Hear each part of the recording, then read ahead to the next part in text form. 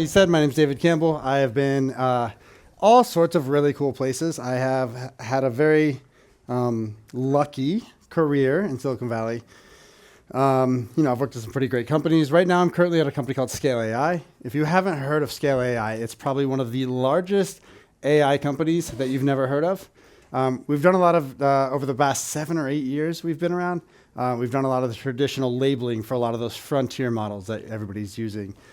We've started making a pivot into things more aligned with enterprise. And so that's kind of where my work has come into play. For the past few years, I've done a lot of work with the AI red teaming space.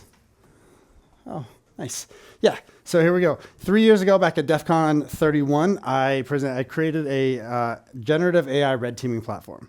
It was incredibly successful, so successful that the Biden-Harris administration wrote about us as the largest red team at the time. We had about 3,000 participants, about 9,000 prompt response pairs.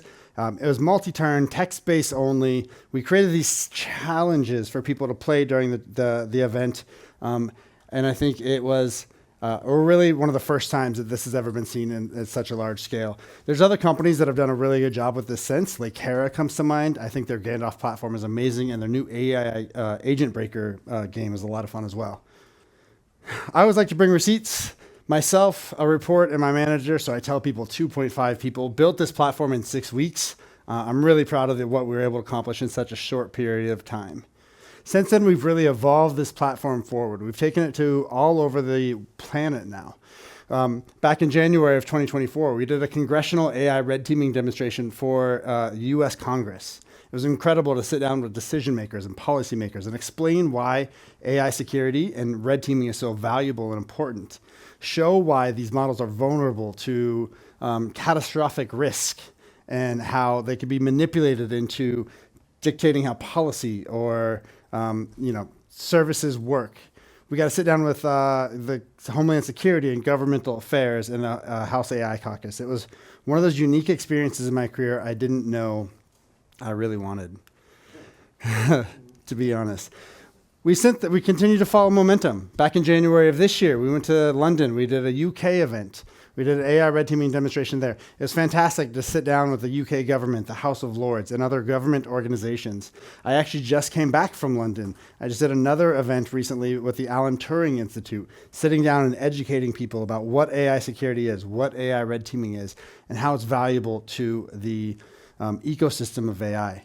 Working with DISIT, the Department of Science and Information Technology. Fantastic events. So to talk about AI, I think we really need to talk about the attack surface. We need to dive into what the attack surface looks like, and we really need to know what our assets are, what our threats are, and what our exposures are. AI is so incredibly fast moving, and all of these assets are all really poorly inventoried. So I think it's really, we're not understanding the complete ecosystem and the map that we have to protect against. So the attack surface right now is really about knowing what you have and how your attackers might reach it. AI introduces this an entire new layer of assets. We've done the bottom 3 for the last 30 or 40 years, and now we have this newcomer that's been around for 4 or 5 years, at least in the capability of LLMs, where everybody's adopting it and everybody's jumping on board. So this AI introduces an entire new layer of assets and exposures that we need to understand, collect, and maintain. Those attack surfaces are where the adversaries are going to penetrate and try to hit your service. They're going to enter or extract or manipulate data and systems to really make a difference and an impact in your systems. So we need to talk about the AI stack, what this really looks like. I think when we talk about these AI attack surfaces, the easiest way is to break it down into layers, because each layer is a potential entry point into your service. So we have to talk about the inputs. This is everything that the model sees. This is user prompts, system prompts, any of the guardrail prompts, any of the agentic prompts that are coming around from other services back into your system. The context that's automatically injected into your prompts from a RAG application or from any other third-party agent that's collecting data and adding it to your system. If an attacker can influence these, they can steer the output in the direction of the model. Second, we need to talk about the models themselves. These are the base LLMs. The systems that are fine-tuned on top of it. any kind of embeddings that we're using for retrieval, like I mentioned, the RAG application. Each model has their own quirks, their own unique use cases, and vulnerabilities and exposure levels. Those are all vital to understand the different layers. Third, the integration and the orchestration layer. So these are things like plugins, those agent workflows, those agentic workflows, and the automation scripts that power all of your services. This is where the model is wired into the real world, into real systems and real data. It means compromise here is going to have a significant business impact. And then finally, the output. This is one of the most unique things to AI. The output itself could actually be an attack vector. It's crazy to think about. There's rarely have there been systems where the output from a service, various levels of input from agentic workflows to humans LLM input to a plugin input to RAG input, can impact the output and create malicious output. That malicious output may then be fed by another model. These are also things like malicious code generation, leaked secrets, any kind of data extraction, and any of the model's responses that we trigger. We'll do a picture, hi. That trigger any kind of downstream unsafe actions. Your attack surfaces grow as you deploy new services to the cloud. Any asset is now a new attack vector. So with your AI, your surface grows every time you expose a model to a new user. This is a new model, a new integration, a new fine-tuned version of that model. Anything adds a new vector that needs to be tested, understood, and attacked. So what really makes AI unique? I think some of the key differences versus the traditional apps that we're all used to is AI is entirely non-deterministic. So that same input you put in is not going to guarantee unique output. And the input space is unbounded. We can inject anything we want into the input. It's hard to sanitize that input, unlike a form that includes your email. You can't sanitize the input as easily. And those attack payloads that go into your model are just another prompt, just another input to the model. The models can easily be steered. This includes those jailbreaks or any of those prompt injections, any kind of hidden instructions that red teamers or attackers are able to uncover. And that output, like I mentioned earlier, can be malicious. Anytime you're using a model, it could be weaponized. So when we're talking about these attack surfaces and the management there, the first step is always going to be the inventory. And most organizations can't actually answer any of these basic questions. What models are we running in production? And what data do they touch?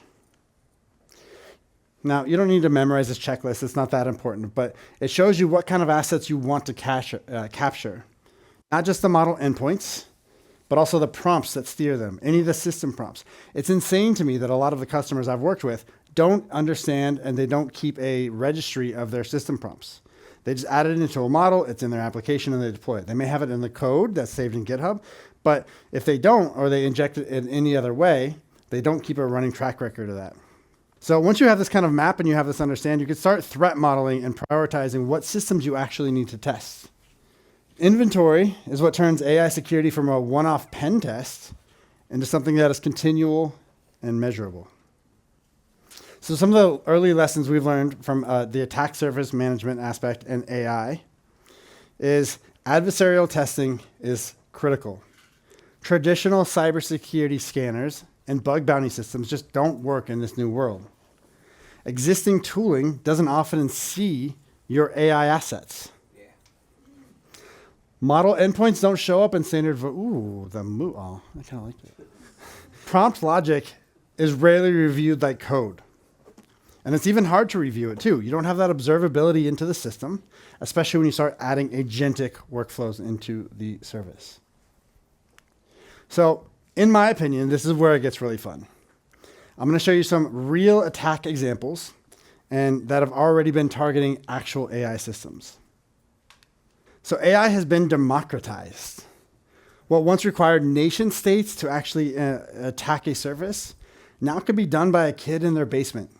Any kind of lone wolf, singular hacker has the capability to attack your service at unprecedented response. We're entering this era of super powered individuals.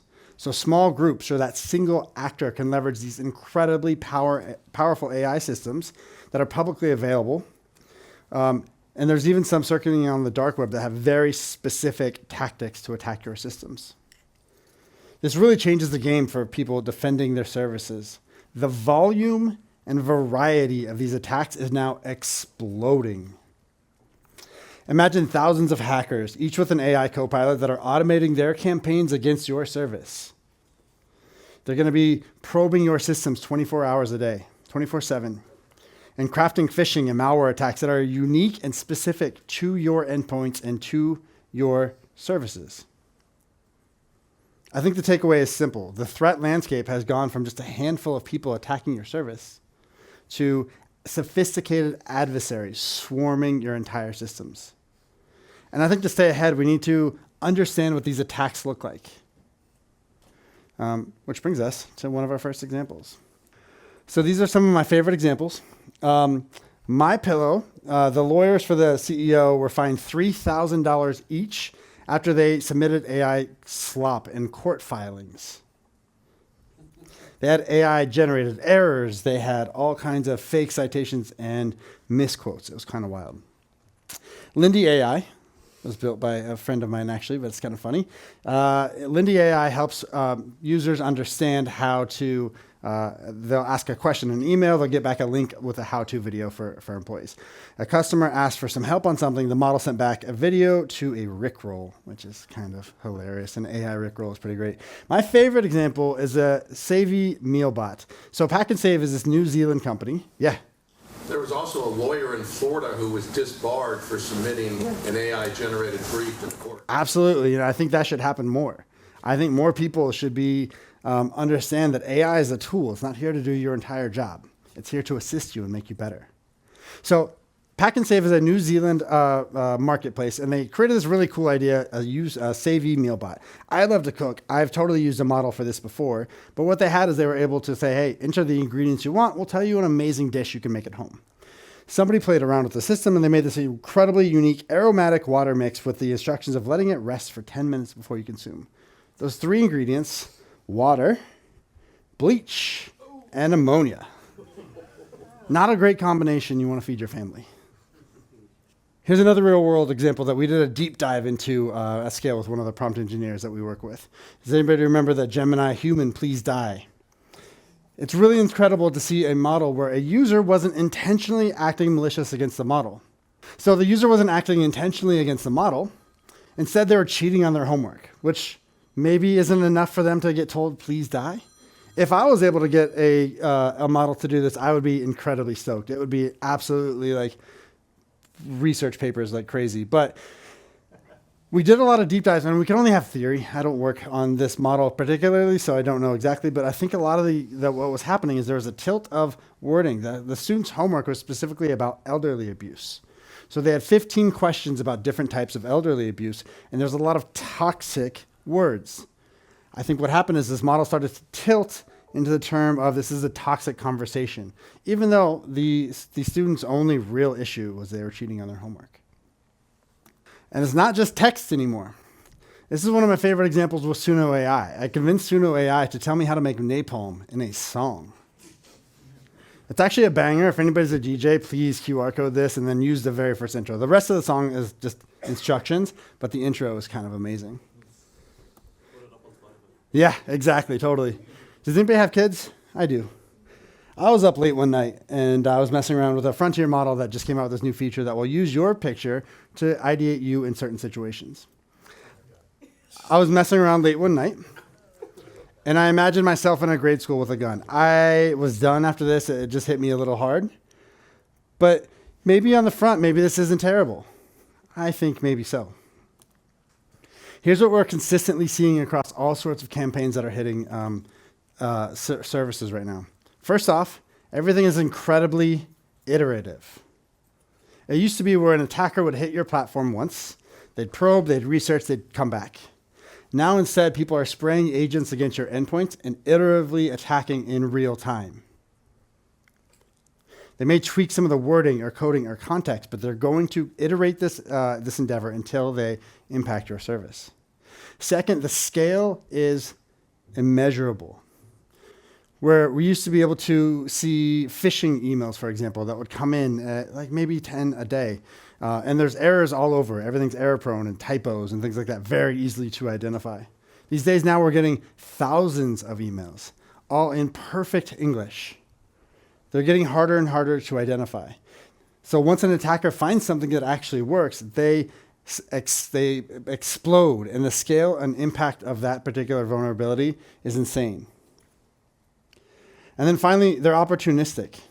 So back in the traditional days of cybersecurity red teaming, a lot of this was spending a lot of time reading through and understanding and having an exact target that you're trying to hit. Attackers these days aren't that patient. Instead, they take one iteration, they find what works, and then they scale it out, and then they're opportunistic against everything on the internet. They push their queries out, and then they attack. They don't wait for perfection, they send it. They take some of the most low-hanging fruit, and they pivot that to get additional advanced access within your system. Once they find an exploit, they stay there until it's fixed. This is why adversarial testing really needs to be continuous. A lot of the customers that I've been working with are like, hey, can we do an AI red team test once and be good? And my retort is, are you not changing anything in your system? If your MLEs are going to allow you to have the same fine-tuned model, the same data sets, the same RAG application that's now static, don't change anything, then sure, maybe you can get away with a singular AI red teaming component against your service. But once anything changes, even once, everything changes. That's really the nature of how these models work. You can't do one-time pen tests anymore and expect it to be safe. Just like any kind of other attack surface management, we always need to be validating and discovering what these endpoints and issues look like. Which brings us to how we've operationalized this with a tool that I wrote. So we've seen what's possible when adversaries target AI systems. Now the question becomes, how do we build programs to find these weaknesses before those attackers do? Before they end up on the front page of the Wall Street Journal. So the first challenge we're seeing over and over again isn't testing, it's actual visibility and discovery. Most organizations can't answer that question, like which models are we running, the data that they're trained on or they're fine-tuned on. We don't have a list of where all of our system prompts are, or who can actually edit them or maintain them or adjust them. Can any coder change what a system prompt is? Should they be able to, or should that be more of a prompt engineer, an MLE? It's really up to the business risk, but I think those are questions to ask that a lot of people don't. We've understand use cases where shadow AI is running in production nearly everywhere. If you work in traditional cybersecurity, this should be one of your main concerns. Shadow AI, your employees are using AI you have no idea about. I guarantee it. They may be using it meaningful. They may be using it in a well-meaned way. Maybe they're not trying to actually attack your system, but what happens if they post private information into their own personal ChatGPT? These are all serious concerns that a lot of people don't think about. It's not really malicious behavior, but it's what happens when AI becomes so cheap and easy to implement and easy to integrate that users do what's the option that's best for them. The result of that, security teams are really flying blind these days. We don't have a lot of insight into what's happening. We can't protect what we can't see. That's really where this asset management and understanding really comes into play. Once you know what you have, you can really start to prioritize how to protect it, how to keep it safe. Everything else is just reactive firefighting. So over the past 2 years, 2.5 now, I guess, I've had a front row seat into running thousands of these adversarial tests across LLMs and AI apps for government and enterprise. I'm still waiting on OpenAI to send me my token that they just released yesterday for 1 billion tokens, which is kind of great, but we'll see what happens. Breaking these systems at scale has taught us some really hard truths. Most of the issues aren't just technical anymore. A lot of this is alignment. It comes from lack of visibility into your system, from teams that are testing way too late in the life cycle, from misalignment or misguidance between security, products, and ML teams. These are the 3 biggest lessons that I want any security team to take away. And when you get them right, your AI security posture is going to improve dramatically. So, lesson number 2, manual AI red teaming is great for learning. That's where we get those aha moments, where we discover jailbreaks, universal jailbreaks. Scales released a paper called J2, Jailbreaking to Jailbreak, where we've uncovered and built a uniquely worldwide global jailbreak that we use to then red team other models. That was all done by manual red teaming, but it doesn't scale. We watch these models fail in a way that nobody expected, and those failures teach us a lot about the system, but they don't actually scale to be successful.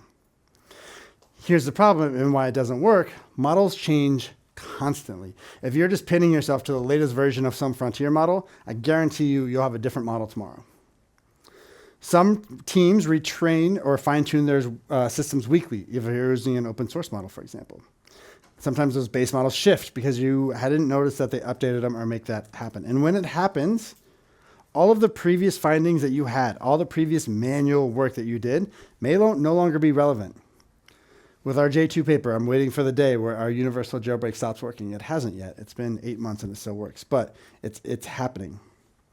Jailbreaks that have been reported to us or that we've investigated or that we've uncovered have absolutely stopped working shortly after the frontier model vendors start training their system or they start understanding how it works. It's not always malicious. It's just how AI works. Without continuous validation, without continuous understanding, and continuously attacking your attack surface, you're not going to know what's happening. You're going to be playing whack-a-mole, and you're going to fall behind.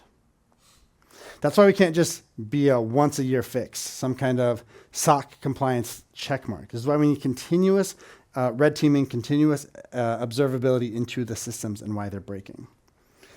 The way we scaled security testing for web apps a decade ago, 2 decades ago, a couple years ago, was by putting it in the pipeline into SAST and DIST, into our CI/CD pipelines.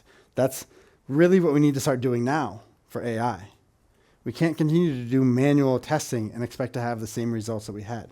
We are in the infancy of what cybersecurity was a few years ago with AI now. And once we start automating that away and doing these continuous red teaming tests, I think we'll be in a much better place. Lesson number 3, cross-functional alignment. Even with great visibility into your system and even with those continuous testing all the way down your stack, one of the major things that happens, none of that will ever work if security is operating in a silo. This really needs to be a partnership between security and product and machine learning and legal and executives. They all must align on the singular goal of keeping your system safe. Otherwise, you will end up on the front page of Wall Street Journal. The fastest, most successful responses happen when all of these teams are in the room together, not just after an incident, but before. Planning ahead, thinking about this problem before we get into the weeds of an actual AI incident. One of the best outcomes that I've personally seen is when a customer found a high-impact jailbreak right before launch. I was incredibly honored to be and privileged to watch them actually step back and say, we're not going to release this to the public. I think it was a very rare scenario. We helped them red team their system into compliance, into safety, and they felt good about it. They ended up releasing it. You haven't heard of them because they didn't have a major incident because they actually took the patience to stop and fix it. Cross-functional alignment isn't about fixing issues faster. It's how you actually prevent issues from happening in the first place. So everything we've talked about, the visibility, the continuous testing, and the alignment, they all point towards repeatable process. Step 1 is inventory. We align everything. We understand what our assets are. We get started so we have a distinct map of everything that we own and every asset and endpoint that is in our service. Step 2 is that threat modeling. Now that we know what we have, how do we need to protect the crown jewels? How do we save what's most important? Where do we spend all of our time, energy, and resources to keep us safe? And then step 3 is that continuous testing. So manual red teaming is very valuable. Don't get me wrong. I do manual red teaming quite often. Once we find a new vulnerability or a break, we turn it into our continuous jailbreaking, our continuous endeavor of keeping systems safe. We have to automate this adversarial prompt, this adversarial testing against our systems to make sure that everything runs safely every time. Our models, our pipeline, our deployment systems, they all get tied into one singular automated test suite. And I think the final step is kind of hardening in response. So when you find a vulnerability, this is where you update your system prompts. You update the systems that are being impacted and being touched by your systems that you're testing. Taking that feedback and creating a continuous feedback loop of safety and security. When you put all of these steps together, you transform your AI security from a one-off exercise, from a show basically saying, this is how my system works, it's safe one time and stamp. It won't be. Tomorrow it won't be safe. Instead of that, you're doing it into an ongoing program, just like we have done, just like we did in cybersecurity with web apps years ago. Instead of doing one-off testing, we're now doing continuous testing and validation. So now I think it's your move. We've covered a lot today. What the attack surface looks like, how attackers are targeting it and pivoting it, and what we've learned by running thousands of adversarial tests. And now it's really about taking that and taking action. Start by inventorying your AI assets. Do it this quarter. If you can't map out where your models are, your prompts are, and where your data lives, there's absolutely no way you could defend it. Next, run a focused red teaming exercise, even a small one. Just teach your users about how models can be changed, how prompt injection works, what to notice, what to think about. Show them how AI-generated videos may end up being the face of their CEO one day asking them for $25 million. That actually happened in somewhere in Asia. Somebody used an AAV model to generate an image of a CFO asking somebody in accounting for $25 million, and they got it. It's kind of wild. And finally, plan for this continuous testing. Always make sure that you're testing everything, but especially before you release your next major model or your next major service. Make sure you understand what's happening, you see what's happening, run those tests continuously, and you'll be set up. This is your chance to be ahead of the curve. Most companies are still in the dark on how all of this works, and everybody here has the opportunity to be the front runners and understand how to keep your system safe. I have 3 minutes left, which is great, because if there's any questions, I'd love to take them right now. Awesome, yeah. Yes, thank you so much. Great talk. Thank you. And my question is, where in software development lifecycle do you introduce red teaming for the first time, or like in general? Yeah. For startups, or compared to established big companies' products? Yeah. Yeah, so I think for the very first time, what we've done with a lot of the engagements that we've done for enterprise customers on red teaming, if it's the very first time and they've never had any kind of red teaming done before, we'll do a full end-to-end test. We'll take their application that's in production, and we'll do our automated testing that we run against it, and human-in-the-loop testing as well. So we get a nice holistic picture of where we're at.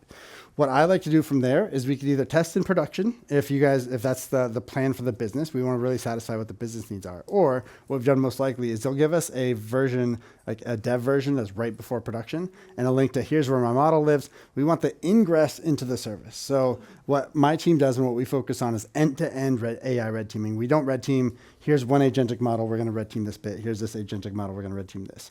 Give me the ingress into your service, and I will probe all of those agentic workflows myself. And so once we have that either production URL that where your model lives or the development URL where your model lives, that's where we start attacking that in a continuous manner. So earlier in the pipeline is better, in my opinion. I think it's better to have these tests done before something actually gets pushed to production. Yeah. But in the case of a startup, they may not have that maturity yet. Yeah. What kind of tool would you recommend? Like open source? I know PromptFoo. Yeah. What else? So I think PromptFoo is actually a really great one. I think a lot of people in this industry are trying to understand where to go next. Like my company, we sell red teaming services. So, but I think PromptFoo is an amazing example of getting started. Like I think PromptFoo covers probably 90% of all use cases. I really do. I think being able to understand, unless you're in a regulated industry, in which case I think probably compliance will be in the pipeline within the next year. And so then you'll probably be required to do AI red teaming, but we're not there yet. So I think if you're in a regulated industry, you probably want professional red teamers to actually give your model a go. But I think for most businesses, yeah, PromptFoo would be great. Okay, thank you. Of course. Yeah. Your CFO example was a bank in Hong Kong. Yeah. Oh, thank you. Yes, absolutely. Yeah. $25 million. That's crazy. And Deloitte just got popped a day ago using AI generated report for the Australian police. Oh, I'm still writing that down. I want to know all about that. That's fantastic. Any other questions? Yeah. So I'm assuming everybody here is a business leader, and your company does SaaS or PaaS? Like service as a service model or platform as a service model? Yeah. Probably it, everybody? Yeah, ask the crowd. I don't know. All right. So you guys probably know about adversarial machine learning attacks, AML attacks? Totally, yeah. So in cybersecurity right now, there's a thing, just like SaaS and PaaS, There's RAS, ransomware as a service. Oh, exciting. Are you guys worried about injection as a service or AML as a service? Yeah. So I think injection as a service, I wouldn't be surprised if that's the thing. I mentioned earlier in my talk that there are open source or dark web models right now. This is totally dark web. Yeah, exactly. But I don't think that's hypothetical. I actually read, and I'm sorry, I can't get you the source, but yes. Injection as a service is already a business. Yeah, I mean, ransomware all of these are services. Adversaries are very clever. They'll always be one step ahead. That's just the nature that's happened with 40 years of cybersecurity. Blue team is always playing catch up. I don't think people not in cybersecurity understand the scale of it. Totally. If you guys want to look what I'm talking about, you should look up at Akamai Technology. They had a cybersecurity report out, like in June. Yeah. It's about RAS. The 30-page report is totally about RAS. Fantastic. I'll definitely be stoked to check about it. Attackers have hit a new low. Just a week ago in the UK, somebody used a RAS as a service, and they took information about what do you call a place where children go, like a playhouse? Playground or something?